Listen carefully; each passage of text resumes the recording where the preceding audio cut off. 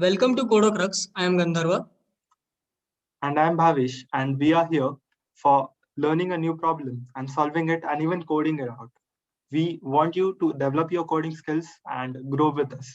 So today we will look at Josephus problem. This problem is a very famous problem, and I think you will feel happy after it because it actually is a very big brain teaser, and you will see many solutions. But we will even try to solve the problem and then code it out. So I will explain you the problem first. There are 1,000 people in a circle and they are standing in numerical order. What I mean is 1, 2, 3, 4, 5, 6, and it ends, and 1,001 are consequent.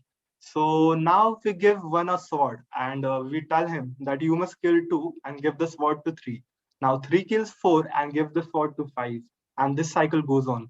Now imagine this goes on, and 999 gets the sword. He will kill the 1,000 person and give sword to one. Now one will again kill three and give the sword to five.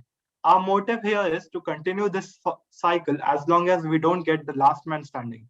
Now, I will want my co-host Gandharva to take over the cases. Yes, thank you. So now to basically solve this problem, we have to understand certain cases. Before or without analyzing the cases, it would become very difficult to solve this complicated problem. So let us consider that there is only one man in the circle. Like he would have the sword, so why would he kill anyone? So basically, when there is one person, we know that the last person standing is one himself. Now, when there are two people, so one has the sword, one kills two, and again, one is alive. Now, when we have three people, so like one would kill two, pass the sword to three, three would kill one again, and there would be three people standing again. Third person would be standing. That's what I mean. So now, when there are four people, one would kill two, pass the sword to three, three would kill four, pass the sword to one, and one would again kill three. So basically, now the first person is alive again. So in five, as you can see, one would kill two, two would three would kill four, passes sword to five, five would kill one, passes sword to three, and three would kill five. So again three. Similarly, if you work out these patterns for five, for six, and seven, you would respectively get answers as five and seven. But let us analyze the case of eight again over here. So like in eight, as you can see, the first person is standing alive. So let me do it in front of you. So one kills two, passes the sword to three, three kills four, passes the sword to five, five kills six, passes the sword to seven, seven kills eight, passes the sword to one kills three, passes the sword to five, five kills seven, passes the sword to and one kills five again. So for when there are eight people, the person standing is one. Now let me just show it again when there are nine people and the third person is standing alive. So one has the sword, one kills two, passes to three, three kills four, passes to five, five kills six, passes to seven, seven kills eight, passes to nine. Now nine kills one, passes to three, three kills five, passes to seven, seven kills nine, passes to three, and three again kills seven. So third person is standing alive again. So do you guys see or do you guys look at any or find any pattern in it? There is, of course, a pattern. So I will take you over with the pattern. Yeah, sure. We will see at the last number for every sequence. When there is a power of 2, it's always ends with 1. Now look here. Now you will be in mystery for 1. So when 2 is raised to 0, it is still 1. 2 raised to 0.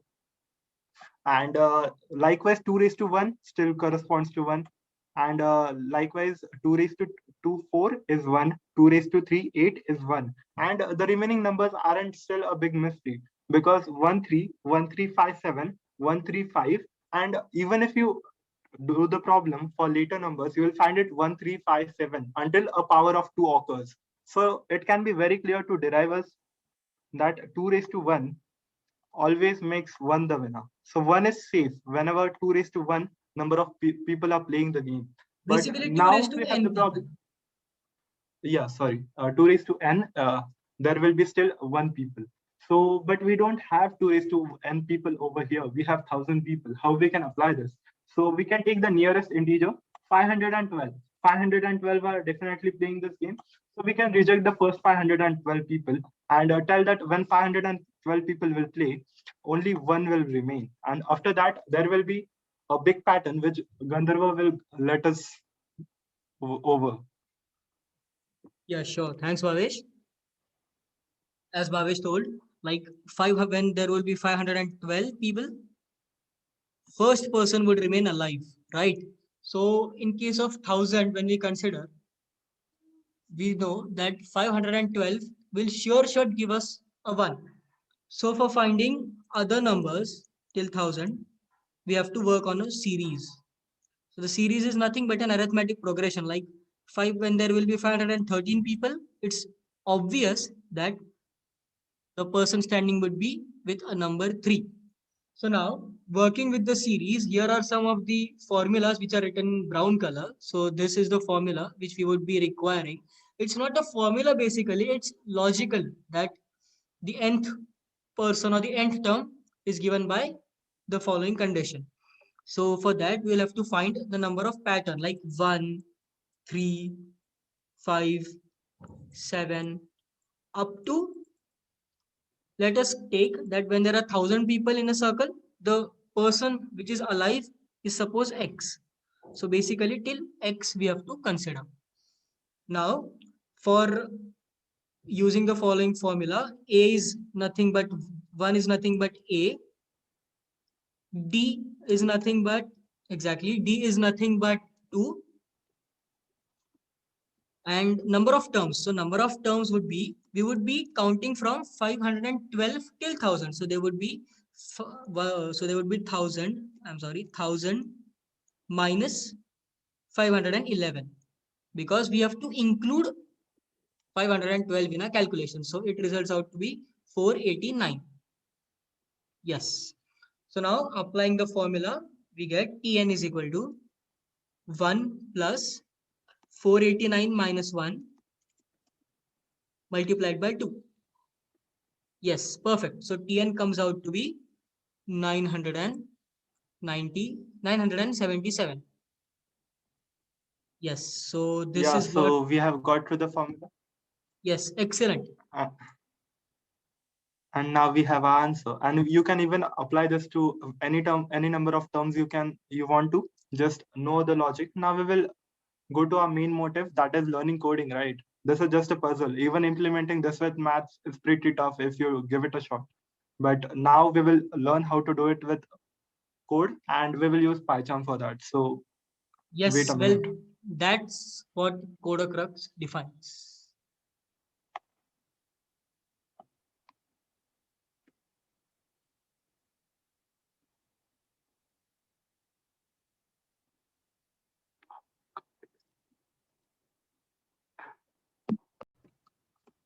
Okay, now we will go through the code.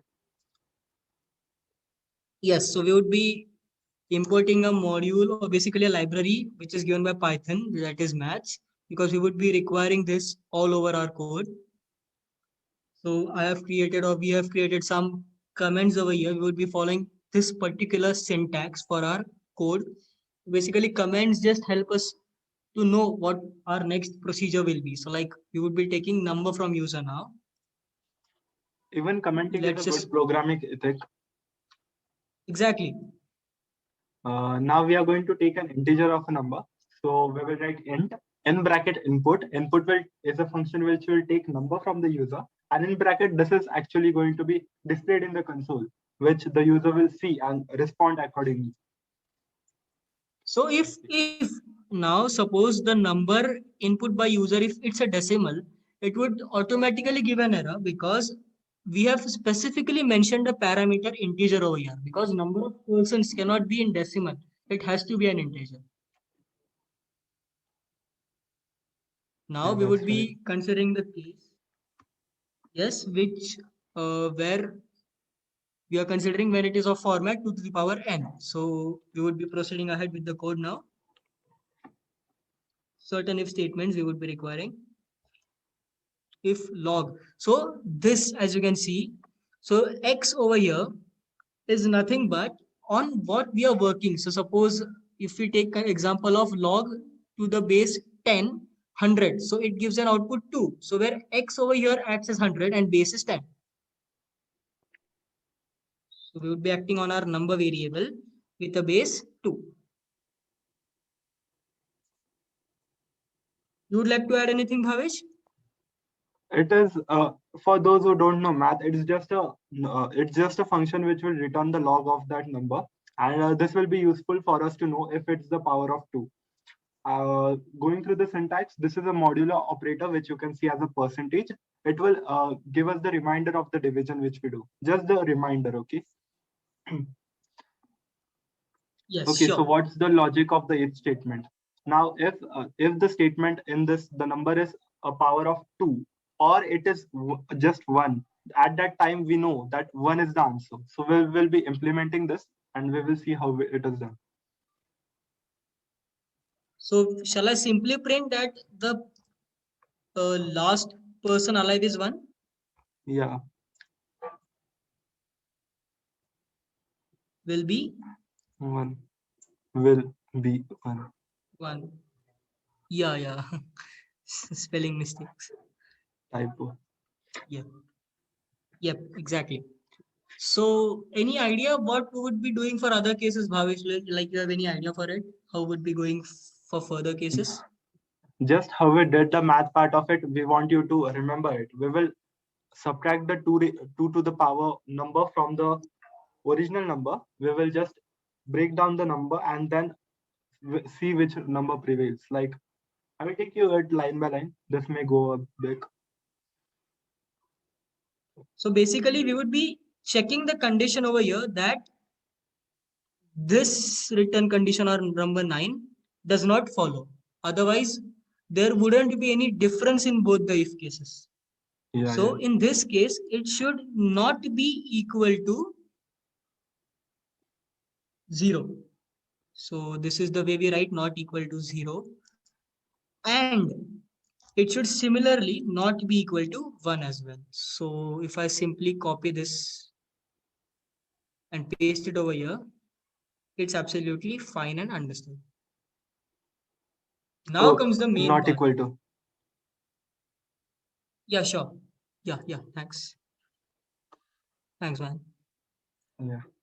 Yeah, now comes the main part. So now we would be implementing our logic which we just saw in the earlier part. That is basically when it is not equal to a 2 to the power n number. So we would be creating that difference, that arithmetic progression, and then implementing it. So, but to find whether that number lies in which position, we need to find the The- closest difference of it. So suppose let us say that it is 5. Okay. So Bhavesh, which number, I mean, which powered number to the 2 is close to 5? Of course, it's 4. Perfect. It's 4. So now we know that log of 5. Over here, I'm talking with base 2. Okay. Yeah. Is a number which is greater than 2 but less than 3. So it might be of format 2.01 or maybe any format. We don't know. But we actually require only 2, or rather only the number of it. So like it ranks in which position. We It is just simply need the 2, right? power So of 2 to subtract it from 5. Sorry for cutting you out, but we perfect. just require the power of 2 to subtract it. And from the remaining number, we will see which number remains. We will do the arithmetic thing which we did earlier in the maths. Yes. So now, first of all, we would have to convert the log output. I mean, we would have to first take the log output. So that log output will be math dot log to the base 2 and insertion is of number. Now we would be checking it lies to which power. Like, I mean, it is close to what number? Like when it was 5, as Bhavesh and all the viewers might agree that it will be surely close to 4. So we would be doing that step over here. So power close to number. So that would be the integer part of it. So like it was 2.01. So now it would automatically convert 2.01 to 2. Anything you would like to add, Bhavish? No. We will actually see in a while how we are going to relate it with the old math.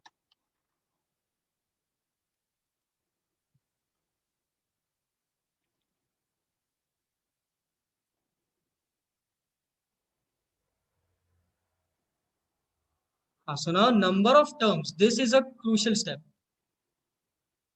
Okay, let me just delete it. So number of terms. I have defined another variable over here, number of terms. So that was the n, as we saw in the last video. And that would simply be number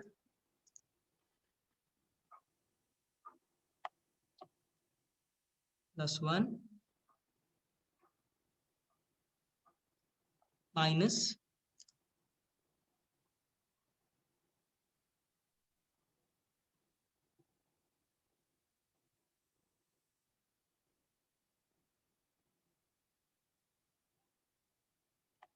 now final answer. So we have found a power of 2 here, and we have subtracted it from the number.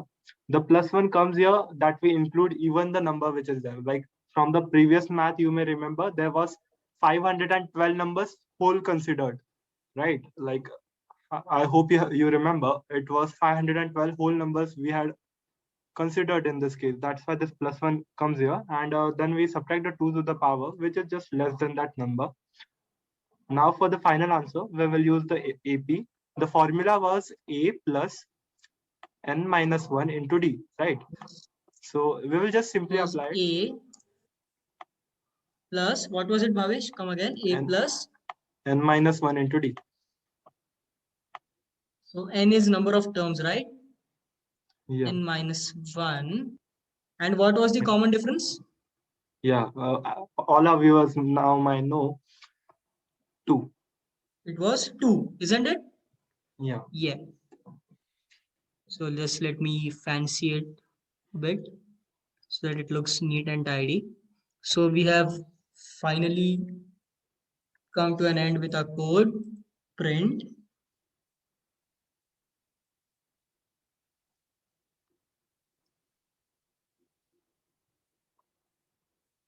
Yeah, so just let me print it the way I did earlier. The last person alive will be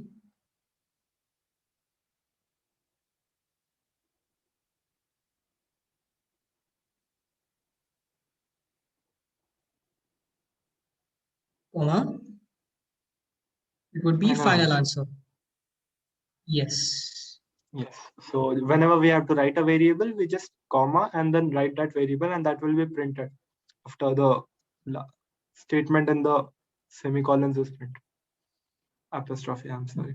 So yes. So shall we run our program once?